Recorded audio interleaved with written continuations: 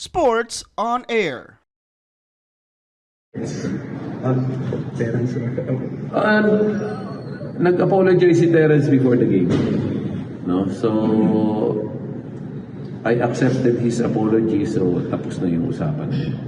So, wala na yan. Ibig sabihin, move forward na tayo after that. Nilapitan niya ako before the game. Yun naman lang importante doon eh. Hindi naman yun kailangan mong kargahin ng matagalan as long as kapag apologize na siya. So,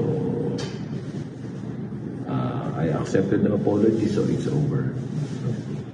Habang umiinit ang mga laban sa inyong mga paboritong liga, mag-register sa 1xBet. Pwede nyo gamitin ang inyong browser o cellphone, mapa Android man o iOS. Gamitin nyo lang ang inyong mobile number o email at huwag nyo kalimutan ilagay ang promo code na SPONAIR. Kapag ginawa nyo yan, pwede kayo magkaroon ng bonus up to 7,000 pesos. Pwede nyo rin gamitin ang GCash or PayMaya account nyo para makadeposit or cash out. Simple lang, di ba? Kaya mag-register na sa 1xBet. Thank you for watching. Click the subscribe button and ring the bell to be notified with our latest videos.